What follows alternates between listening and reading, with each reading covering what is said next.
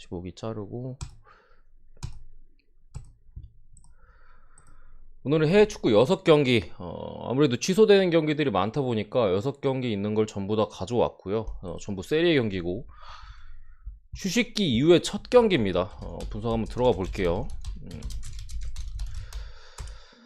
삼프도리아 대 칼리아리.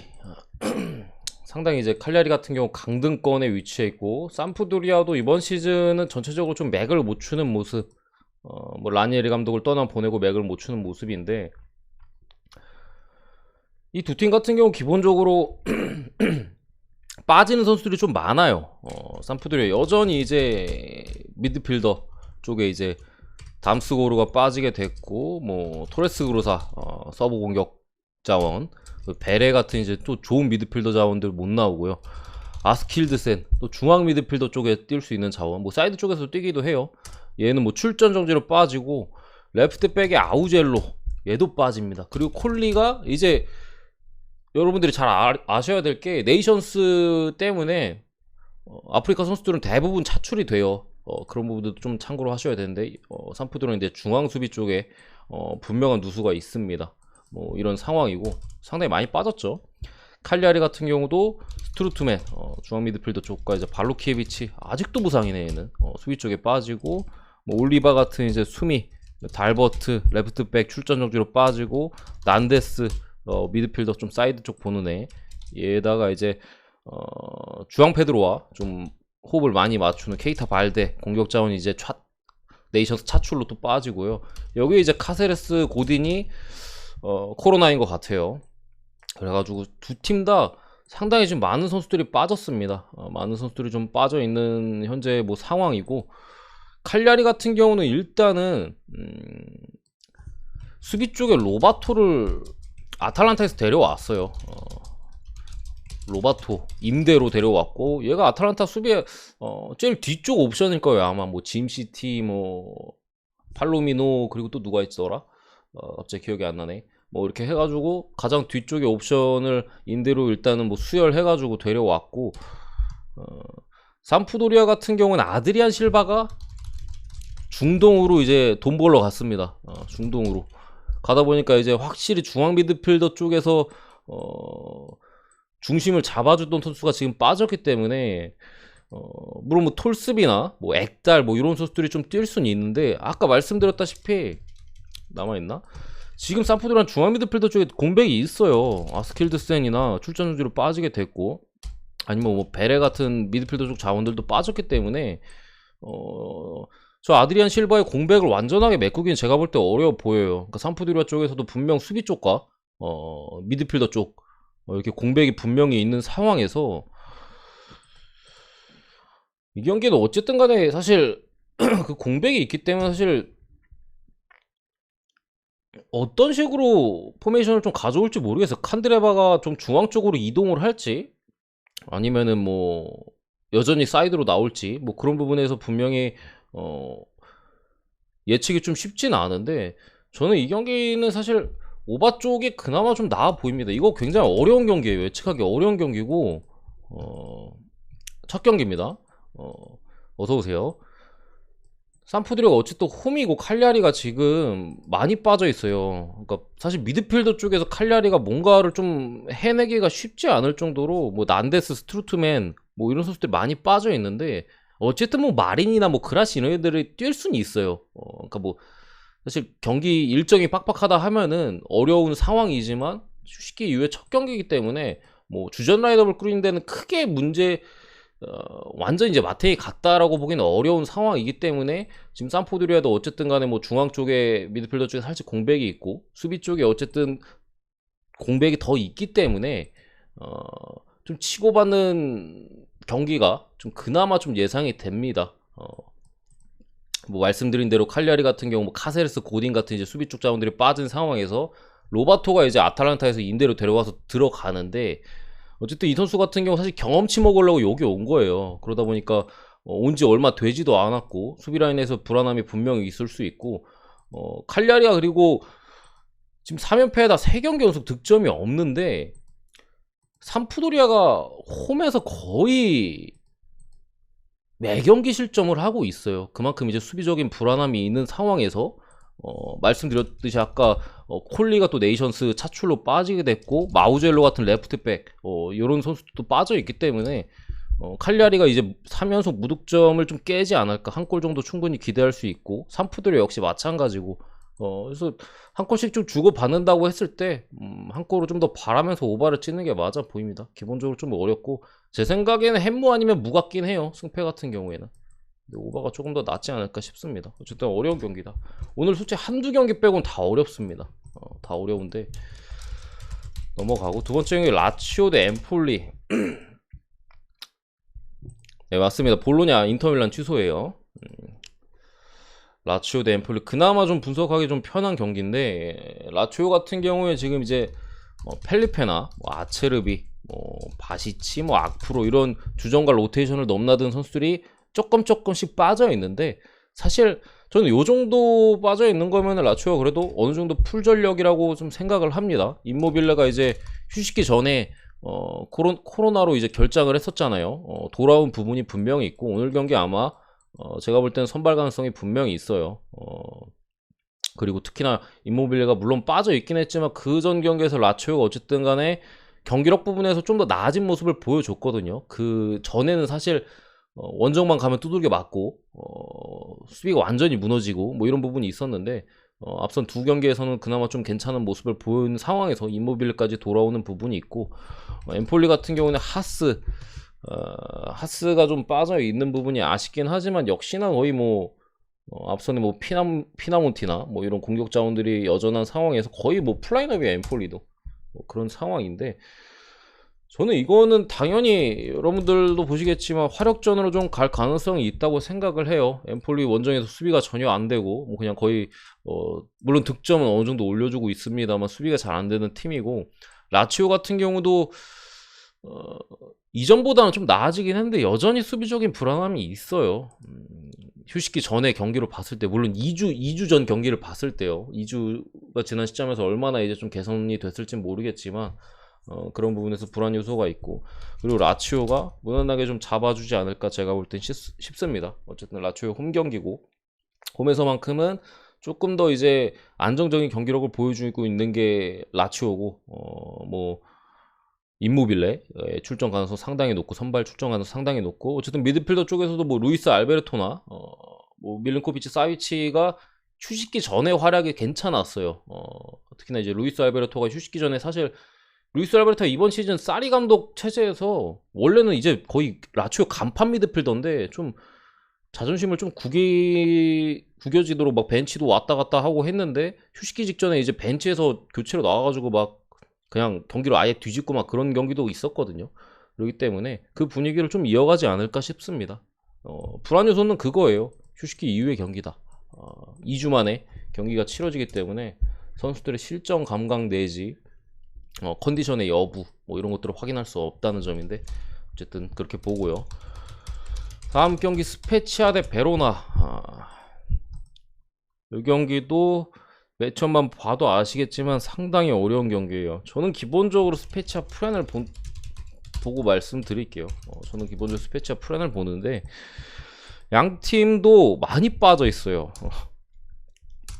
스페치아 같은 경우 은졸라 이제 뭐 중앙 공격수라고 할게요. 중앙 쪽에서 이제 핵심 공격이 좀 빠져 있고요.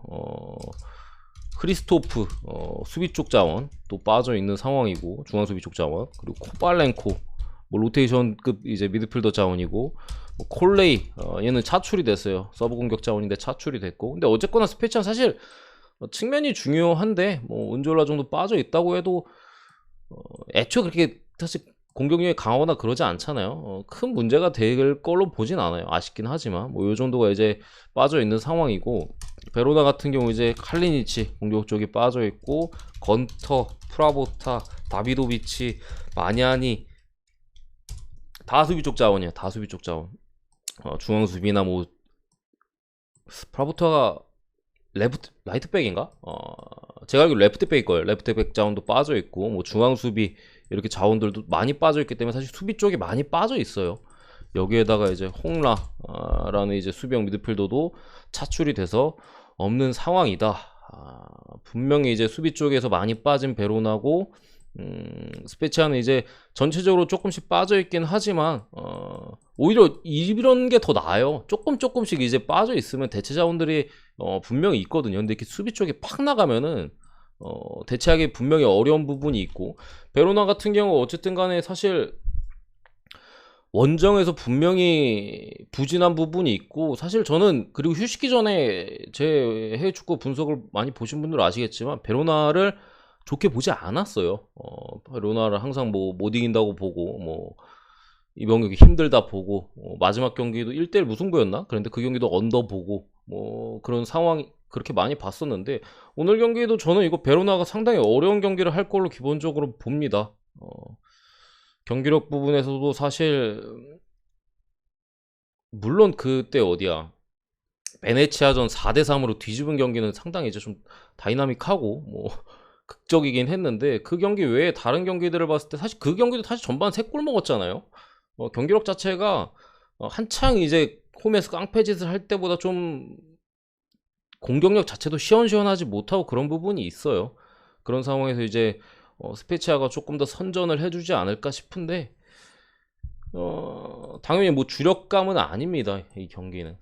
오늘 주력은 사실 분석 보시다 보면은 얘가 이거 주력으로 가겠구나 하는 게 보이실 거예요. 어쨌든 간에 전 스페치아 프렌 쪽을 봅니다. 네 번째 경기 사솔로 대 제노아인데, 일단은 두 팀 다 겨울이 이적 시장에서 조금 변화가 있어요. 사솔로 같은 경우 이제 보가 몇 년 동안 이제 좀 간판이었죠가 이제 아탈란타로 이적을 했고요. 제노아 같은 경우는 일단은 세브체코 감독이 이번 경기 아마 벤치에 못 앉을 거예요. 코로나기 때문에 못 앉을 걸로 좀 보이고, 이번 이적 시장의 흐름 자체로 봤을 때 제노아가, 그리고 지난 휴식기 전에 마지막 경기 아탈란타전, 그 경기 아마 기억하시는 분들 많으실 거예요. 아탈란타 가서 많이 불어주셨을 걸로 보니까. 아탈란타 홈이었고, 아탈란타 원정이었죠 참. 아무튼 그 경기에서 경기 컨셉이나 이런 걸 봤을 때, 그 경기 컨셉과 이번 이적 시장의 흐름을 봤을 때 제노아가 좀 수비적으로 가려는 움직임이 있는 것 같아요. 이번 이적 시장 때 데려온 애들 다 수비입니다.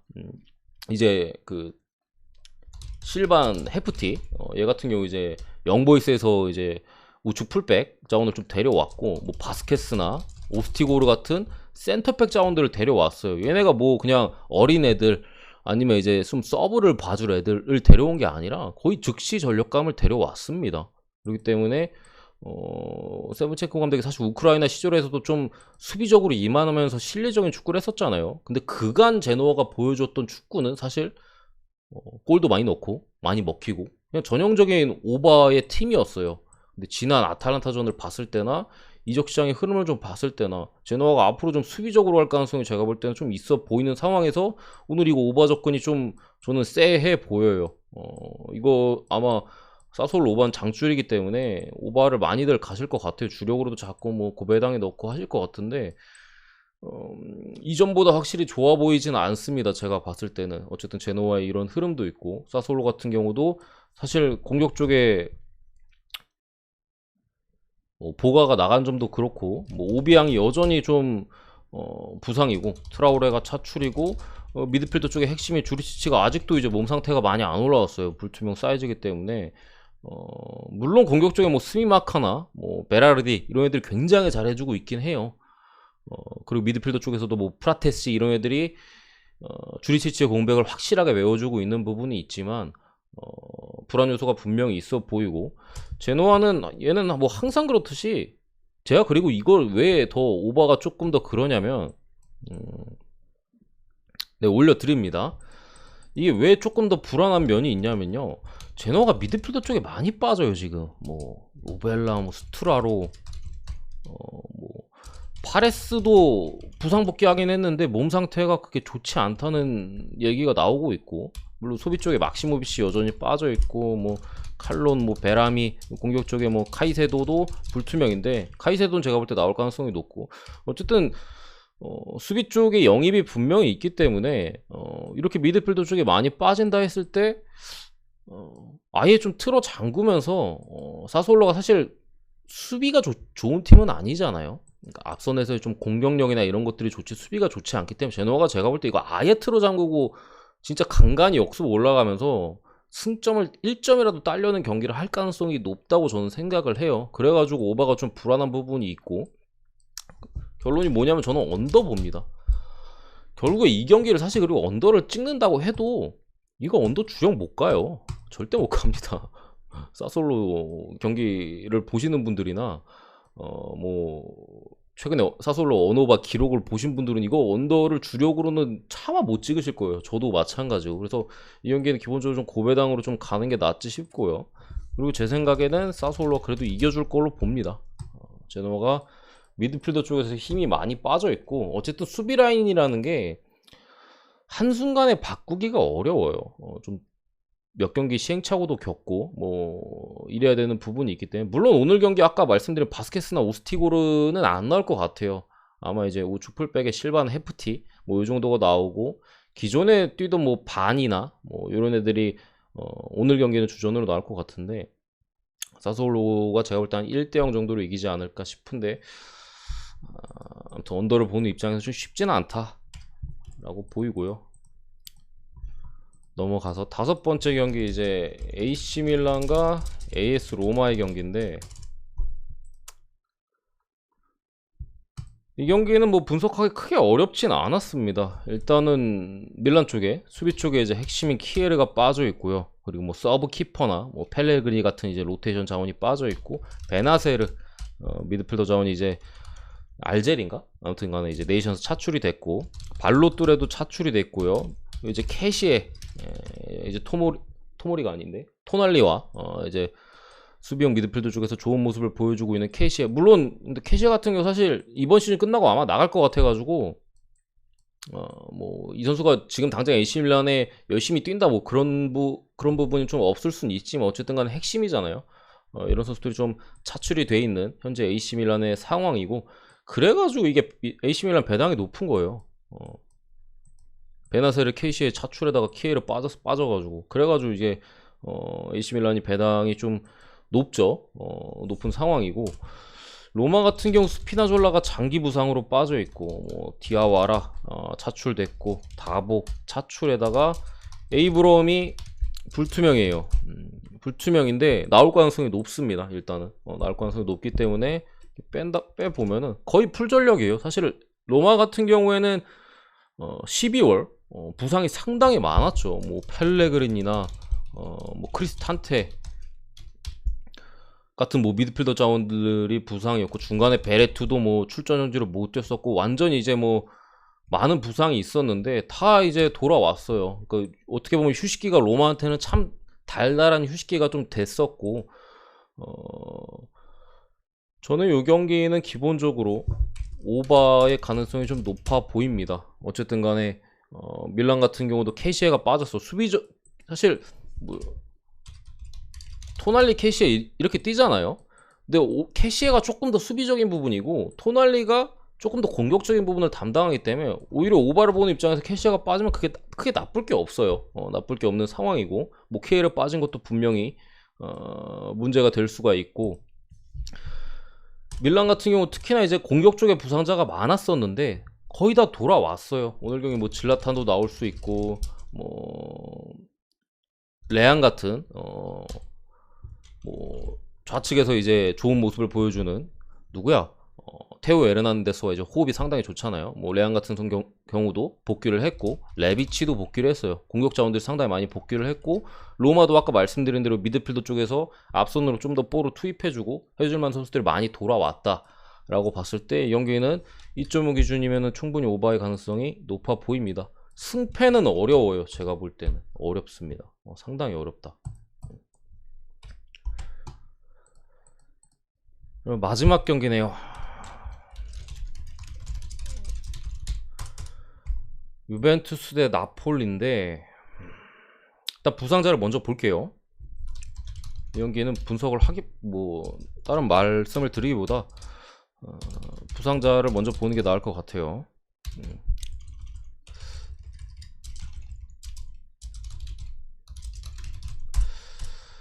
유벤투스 같은 경우 기본적으로 수비 쪽 자원들이 많이 빠졌습니다. 다닐로, 보누치, 키엘리니 수비 쪽 자원들이 지금 상당히 많이 빠져있는 상황에서 중앙 수비를 어떻게 구성할지 모르겠어요. 일단 더 리우트 정도 나올 수 있겠고, 루가니가 나올라나? 뭐 콰드라도가 사이드 쪽에 있을 수 있겠는데, 어쨌든 간에 뭐 경험 많은 선수들이 좀 많이 빠져있는 부분이 아쉬운 부분이고요.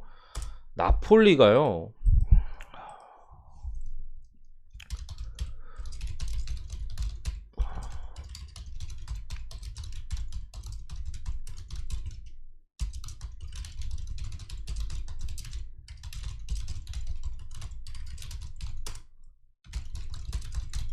터졌어요 거의. 근데 나폴리는 사실 시즌 초반부터 모든 전문가들이나 이제 뭐 나폴리라는 팀을 어느 정도 이제 알고 있는 사람들은 다 네이션스 오면 이 팀 터진다, 뭐 이렇게 많이들 보셨을 거예요. 지금 보시면은 쿨리발리, 앙기사, 우나스 차출이 돼 있고, 파비안 루이스, 오시멘, 뭐 로사노, 엘마스, 지금 마리오 루이까지 못 나오는 상황이 거의